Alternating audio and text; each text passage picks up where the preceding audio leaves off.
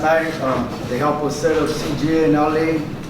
So I work for an organization called the Prism Way, and that's where we held our first meeting last night. So I'm very grateful for that. The whole team thanks you guys. Want me to send regards to Way.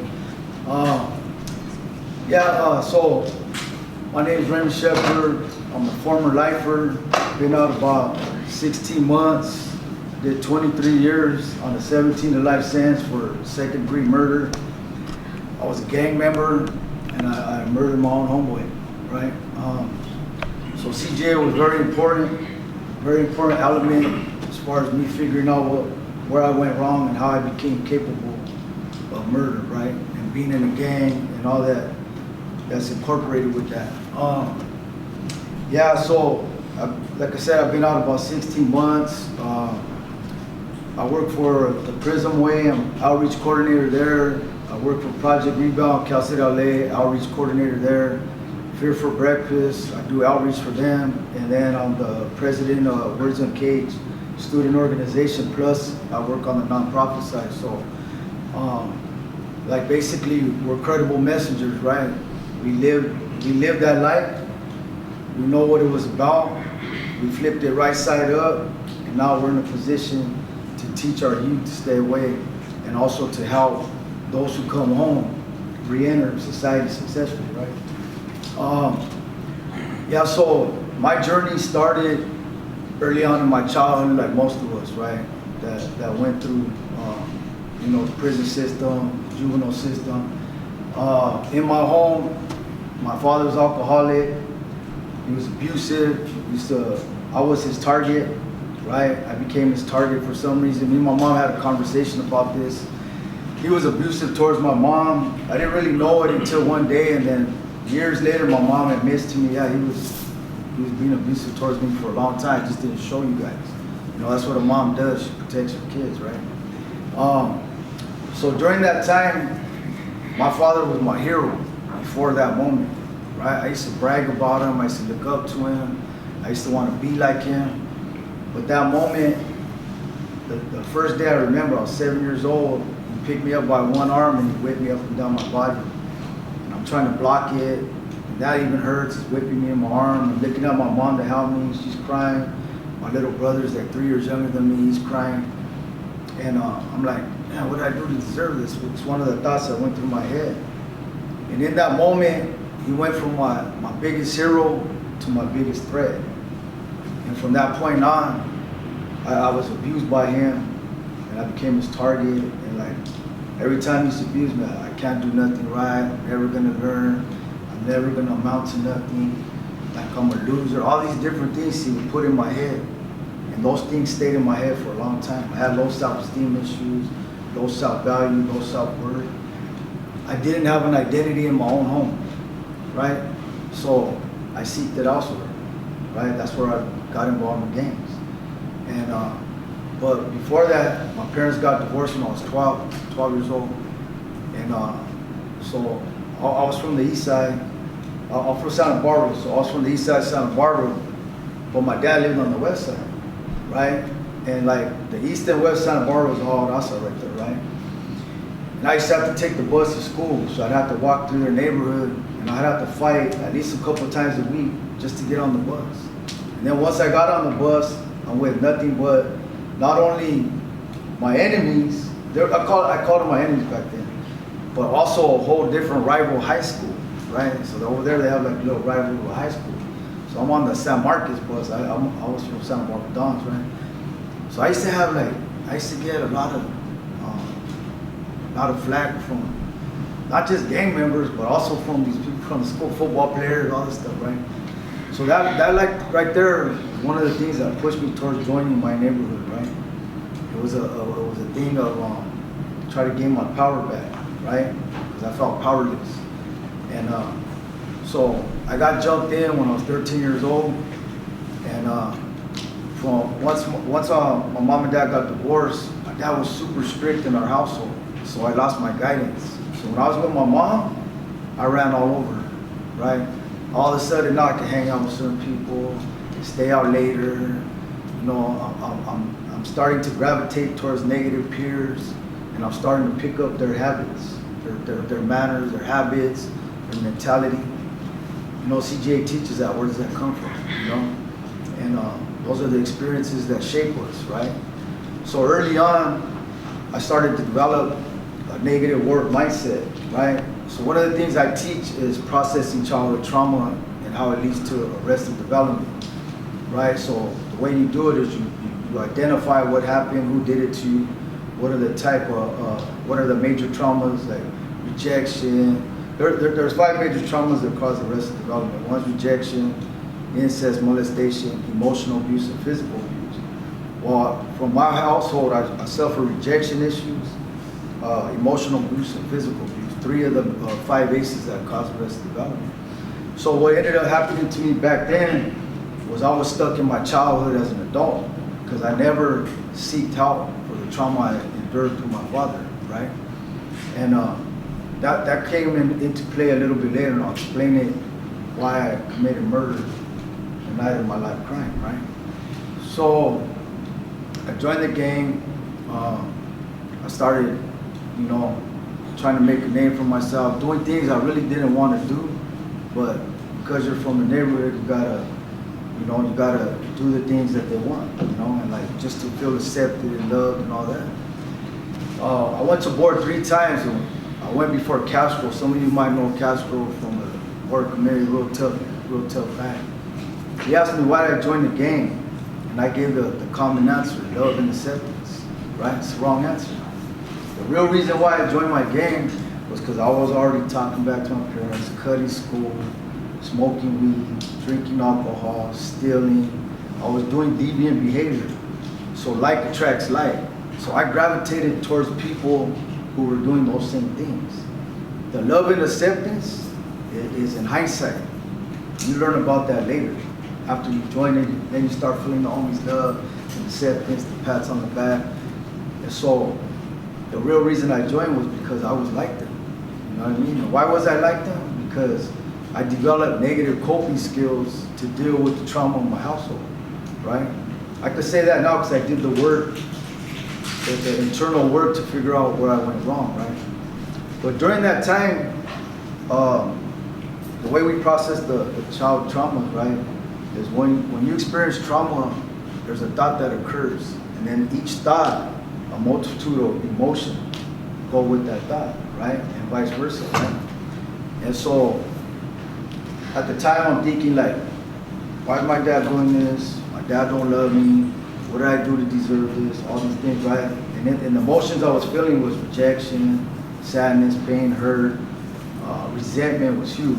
It's a big deal, right? It was one of the things that I realized was the driving force behind all my negativities because I resented my father, right? And that's where step 5 will come into play in a little while.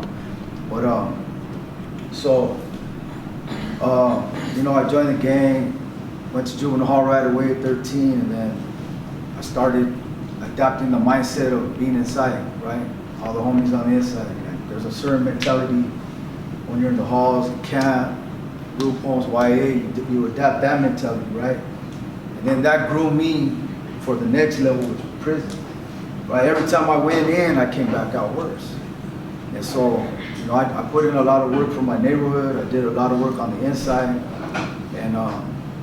and it never sat well with me, though, to be honest with you. Every time I did it, it didn't sit well with me, right? Some of the things were something I had to do. Some things were things that I chose to do. All of it's a choice, but things that no one told me to do and I did it. But it never sat well with me, right? And I think that's because my mom kind of embedded some good morals and values in me, right? And then my dad, it was like a conflict between my mom and dad's morals and values that were different. And so that was the battle that I had, my whole prison term, my whole juvenile system term. So I went to prison, and my first term was 94. We shot 2 people. I shot somebody, my other homie shot someone, and they didn't die, but they were in a critical condition. And they only offered, the first deal they offered me was 9 years, so I knew they had no evidence. You know, our criminal mentality, I'm gonna get over on them, I'm watch, and and so I ended up going to, right before jury selection, they offered me 2 years doubled up, but they gave me I was the first one to get the active street gang terrorism back in '94. It just came out, it was an enhancement. So I got lucky, because today if you get that, you're getting like 25 to life for sure, and plus the enhancements, right? So I go into prison first time, and then what happens, I adapt that mentality. I adapt that becomes me as a survival. I used to love going in and out, to be honest with you, because every time you come out, you get all the homies like, oh, I just got out. It's that false pride that we adapt because of that, right? So, my first term, I ended up going on a mission in there, going to shoot. Then once you go to the corporate shoot, now you're with all the big homies back there. Now you're getting new game, right? They start teaching you new game, and then that becomes a part of you. Now you got a different level of thinking, right? It's not passed on from the people on the line, it's passed on from the uppers, right? And of course we want to be like that. So you adapt. So guess what? Mindset got worse. It progressed, right? It progressed. That's the progression part. So I go through, on that one I only did whatever, a little over 2 years, get out, thinking I got over, and then now I'm worse than I went in, and then I engage in more gang activity, criminal activity. My addiction got worse. And I went in and out on violations until I discharged in 1999, and I moved to Vegas. I want to get away, like I'm not doing good, I'm off parole, got opportunity in Vegas, go to Vegas. All I did was took the party to Vegas, right? And my mom told me, she said, you know why it didn't work for you going over there? She said, because you were the party. Wherever you go, that's where the party's at. You're always gonna people are always gonna gravitate, or you're gonna gravitate towards the wrong people. So it don't matter where you go, you gotta change. You went in one ear and out the other back then, right? I moved back to Santa Barbara, and I was supposed to be coming to LA for a football game, and I missed the ride because I was partying the night before. And I get stuck in my neighborhood, go to a party, confrontation happens. Henry got in my face. He had like five people with them. All my homies had just left. They went around the corner they were gonna take that party around the corner, but I was looking for a keg of beer that I provided, right? And it was missing. And so I obsessed, I entered the cycle in that moment. You guys know about the cycle of addiction, right? Oh, they made it. These are my coworkers. Tommy and Jack, they also work for Prison Way. She's a great artist too. You guys, you ever seen Faces of Mass Incarceration? You see that on Instagram? She's the artist behind it. So I had entered the cycle in that moment. I began to obsess over that cake, right? That missing cake.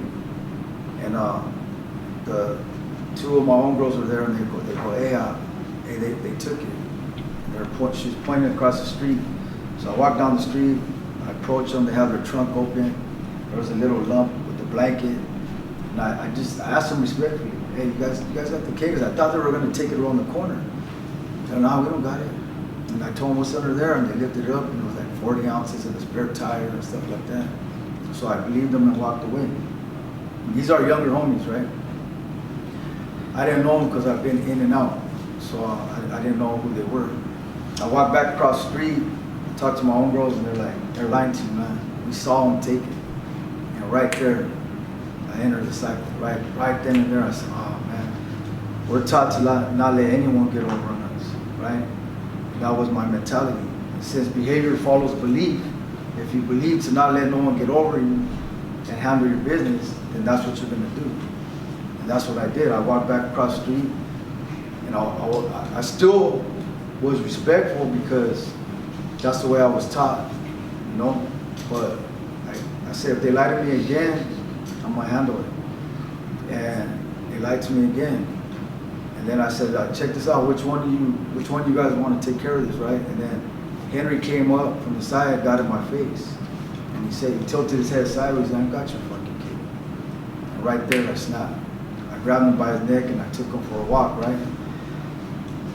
What happened in that moment is why I want to tell you about Arrested Development, was my dad used to get in my face and beat me. Before he would yell at me, before he would hit me. So it took me all the way back to my childhood. And the negative coping skills that I developed as a result came into play right there. And then I grabbed him by his neck, took him for a walk. I was trying to get him away from the rest of them. We walked down the street, and I'm telling him, hey, this is your last chance. I'm telling you right now, it's your last chance. And he kept saying I'm little trouble. And I kept saying, I don't care who you are, right? At the time I didn't know, he was trying to say he's little trouble, so his brother's big trouble. If I would have caught that, things would have been different. I wouldn't have done nothing because I know his brother. But no, I didn't catch it. I was in the cycle. I was obsessing. It compelled me to act. And then, we squared up. I stopped carrying guns at the time, but I still had a knife, and it was wrapped like a prison shank because of my mentality, right? And I had broke my hand 2 times before, and it never healed. Never healed, right? So that's why I was carrying that, because I had a few people on site, and I wasn't gonna let no one beat me up, right? And so we squared up. I warned him again, and I hit him 1 time, dropped him. His friends started coming at me, but when I hit him, a whole lightning bolt went up my arm because my hand never healed, and my hand was hanging. And I was like, damn, almost like it's so painful that you want to cry. It's that bad, you know. And that's when I pulled out the knife. He got back up, came towards me, and the rest is history, you know. I reacted. I wish I could give him back his life, and I can't. But all I could do now is just live a life of amends, right? Trying to help as many people as I can to go through the same lifestyle that we once had, you know. You know, there was a documentary filmed in Calipat, and Husky, Cisco knows it. I didn't know you were with us in Calipat, he told me. You were in 2 yard or 2 block? Me? No. Carlos. Oh, yeah. Yeah, you were in 2 block. I didn't know that. I was there with you. Yeah, Yeah. I was with Theo and Yeah. Remember the documentary you filmed? Husky, yeah, I know. Husky was in it, but it was Words on Cage, and the organization I work for now. He has said, we're here at the end of the tunnel, screaming back to you to it's on the kids, let you know there ain't nothing here. More pain, more hurt, fake friendships. And then he ends it, did I mention old age? And I'm like, damn, that should hit me, you know? It's on our trailer, so it's like real powerful. So that's why I do what I do now, right? So now to get into, that's what gave me the life turn, right? It's a trip because I went to, when I first got busted, I went to isolation for 6 months. They had a new wing called East ISO, and there's a phone in there. And the whole reason they do this is you incriminate yourself. You have access to the phone all day. And a lot of people talk on that phone, but I didn't. I read the Bible twice, like a book, in those 6 months, and I got real invested in God in that moment, right? I made a lot of promises. I said, yeah, you get me out of this, all that, right? And after the 6 months, I get kicked out back to the modules, and then I slowly started getting back into life. I forgot about everything I just read and all the prayers I said. And I started right back and getting back involved. And then I caught the chain in Wasco, and instantly you're in the mix. And I go to New Folsom, and I just got right back into politics. And I forgot about all the things I promised God, right? So purposely, I avoided church until, what was it? When did I start working there? Like 2019?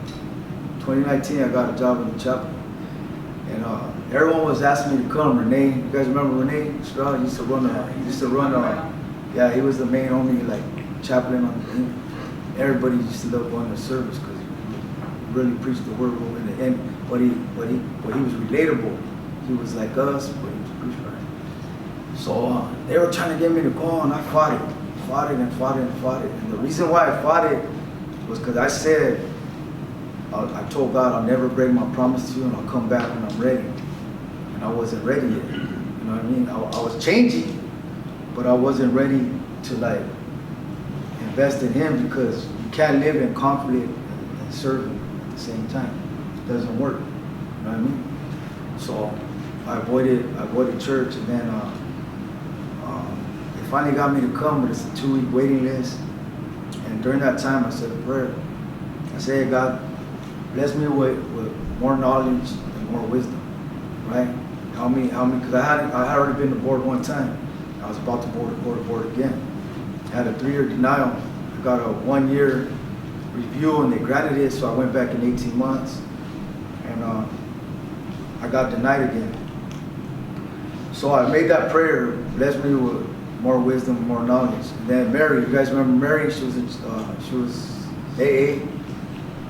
Remember Mary? So she's in charge of giving out jobs and assignments and classes.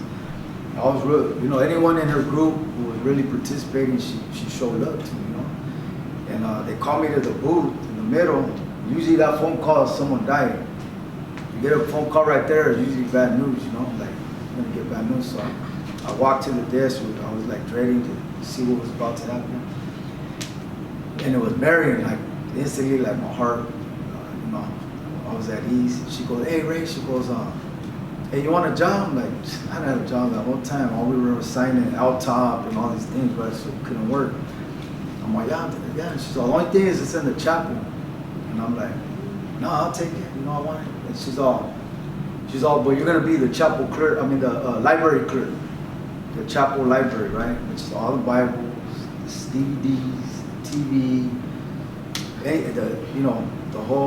all the wisdom and all the knowledge that I was praying for. It came in that moment. I was like, damn, I didn't believe in coincidence. So in that moment, I'm like, damn, I hear you. I see you, like you answered my prayer. That's like literally a week and a half later, like a week and a half, 2 weeks tops, So I go in the chapel, I start going to church, and then one day, Renee made me cry, man. I don't know what he said, but when he tears up, it makes you tear up. So I started tearing up, started feeling it again, and I said, you know what, I'm ready to serve you again, you know what I mean? And so at that moment, I said, I no longer, I give my will to you because my will don't work, right? So that's what I did. And then everything changed, went to board, got a date. On the 3rd try, I got a date. And it wouldn't have been possible except for groups like CGA. I'm grateful to be in the room with you guys, 2 of the founding fathers, So it was pretty cool to meet you last night because that was our first meeting. And then you come, it's like God putting a stamp on it. You know what I mean? That's the way I looked at it. I see God put a stamp on this. That He approves of what's running it right there. So like CGA, so for those of you guys for those who've been through the process of board, we go through like 30, 40 self-help groups, right? AA, NA, anger management, denial management, you name it, Alta, do all these groups. But without CGA focuses on what we need to focus on, because the criminal gang mentality is a certain mentality, right? It's very unique. It's different than if you're just a criminal or just an addict. The gang mentality is something that deeply embedded in you since you joined it, or since you first started experiencing it. And they say, train up a child in his ways, in his youth, and he shall not depart from it, right? So whatever we learn early is going to stay with us until we fix it. And so that's what CGA does, right? It helps you concentrate. It gives you something specific to work on. And like just for example, the cycle, obsession, compulsion, progression. When I started taking, I got my AA inside, and we took psychology, and then they were talking about like compulsion.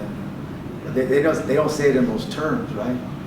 But and I was able, once I took psychology, I was able to understand what you guys were talking about. You know what I mean? The obsessive thinking, man. Like once you get into that obsessive thought, it says compulsion, it compels you to act. You know what I mean? Especially since behavior follows belief, whatever thoughts you're having comes from your belief system, and you're just gonna, nothing good's gonna come out of it, nothing. You know what I mean? And so that was big for me, because they teach you tools like changing your thinking, right? Capture a thought and change it before it becomes an action, right? Well, it made sense because you capture it before you start to obsess, before it compels you to act. It makes a lot of sense to me, right? So that's why I like the education, because it helped me understand all these complex self-help groups that put all these fancy words on it. That's why I like CGA, because it knows its audience, right? It's tailored for a specific audience, right? And so, yeah, I'm very grateful for it. I was talking earlier about Step 5, and the reason why Step 5 was big, I resented my father for so long, it drove me. I was angry and frustrated, and everything I did, I was able to pinpoint it back to that. And so, you know, having a relationship with God, they speak big about forgiveness, right? Right? Forgiveness is a big issue, right? And I didn't understand it. And then people tell you the same, forgiveness is for you, not for them, right? And I'm like, that don't make sense. Before, I didn't make sense. And then they told us, you know, in our groups, they used to tell us resentment's like drinking poison, but expecting them to die, right?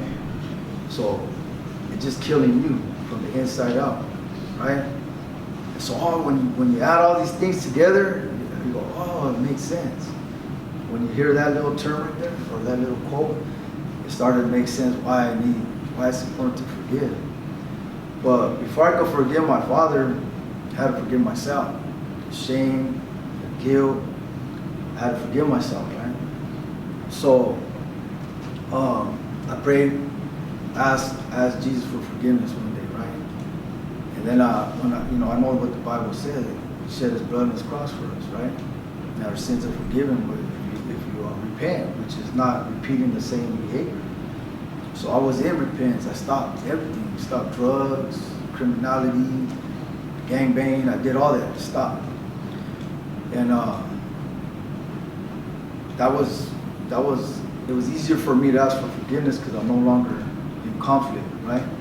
And once I accepted that, it was easy to forgive myself for all my past, all the shame, all the guilt that killed me. Shame and guilt really drives us too.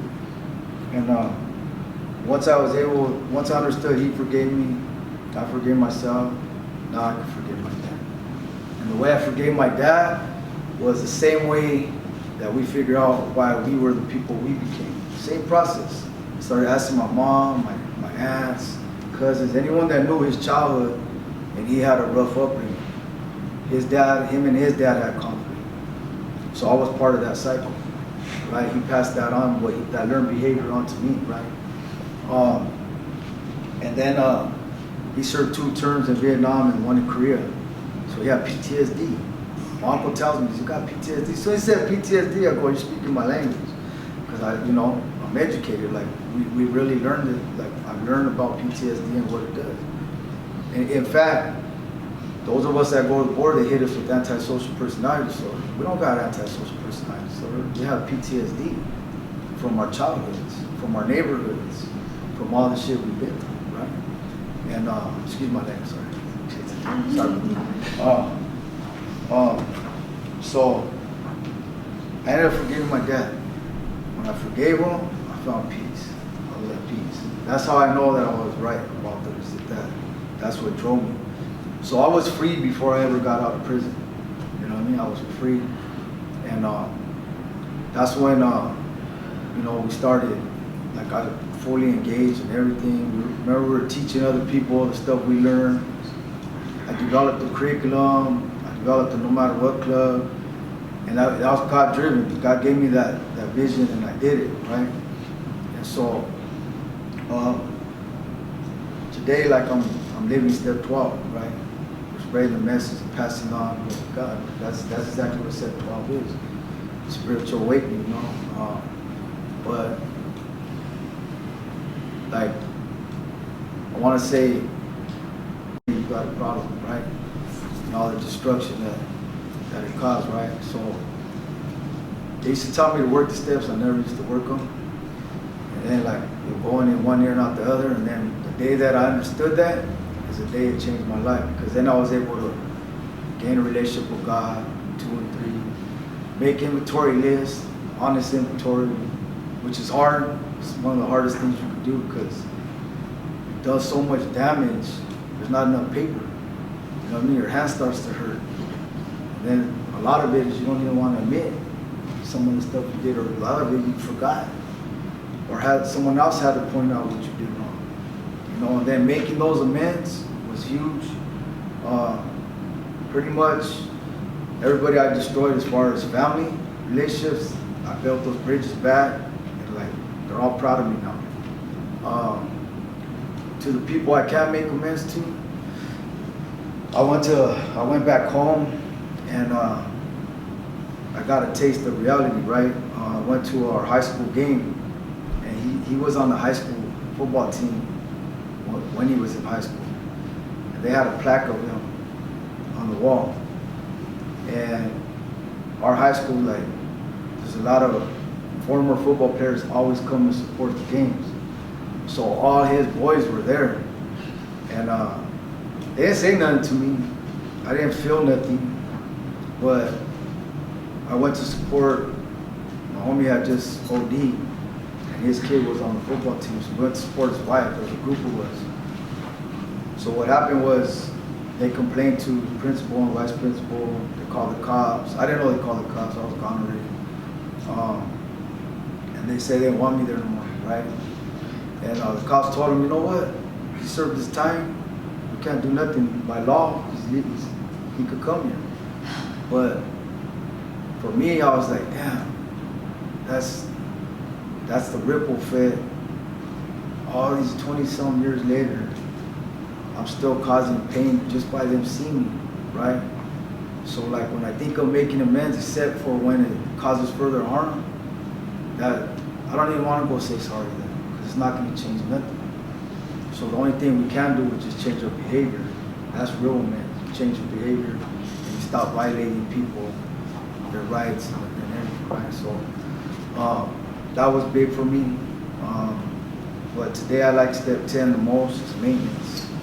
That's how I maintain my current lifestyle, my mentality, my character, and most importantly, like I'm not violating anybody's rights anymore, you know? And so that's CJ for me, like that's what CJ did for me, right? It helped me understand the damage I caused. It helped me understand the ripple effect. It helped me understand my character flaws and the importance of exchanging them for spiritual principles, right? And one thing before I close, we had a meeting today's meeting, and I was saying, I was talking about how, you know, once I got back into, back in a relationship with God, there was 2 things. I didn't say this part. I said this one in the last meeting, but there's one thing that changed me because I had a problem with religion for some reason, right? So one guy told me, he said, religion is for those people who are trying to stay out of hell. But spirituality is for those who've been to hell and don't want to go back. And I said, oh, I'm spiritual. I could relate to that better. And then from there, it was cool. I always tell people, I'm spiritual, man. You know? But the other thing was, so if God created us in His image, right? And Jesus was the example. Jesus came to live in service, right?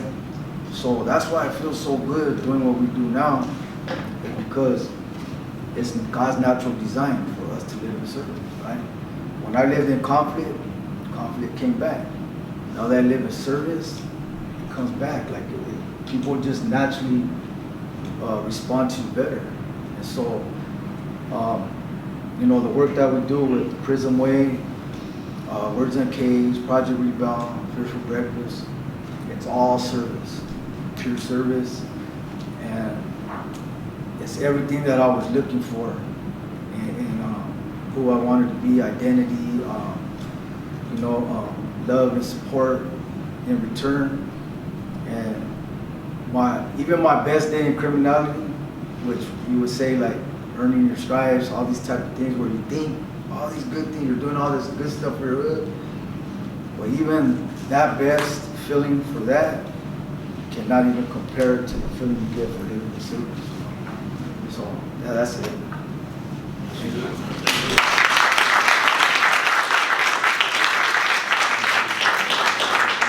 anybody have any questions for Ray? Now it's open up for questions. Hi, my name is Gilbert. I'm recovering from multiple addictions. Hey, you spoke on step one, man. I relate to that very well because I was in denial for over 50 years, right? And until I was able to come to my senses and understand that it was me with the problem, and until I was ready to face that I knew I was the problem, Yeah. I wasn't getting nowhere. You know, and I had to learn how to be honest with myself before I could be honest with anybody else, right? And it took me a long time, man. It took me a long time because I never thought that I had a problem. You know, I started using when I was 16, started shooting heroin. I was over 50 years of using, but everybody was, I wasn't using. I didn't have the problem that they had because you shot more heroin than I shot, so I had the problem that people do, right? But in reality, it was, like I said, it was me. You know, regardless, you put something in your arm or you touch it, you got a problem.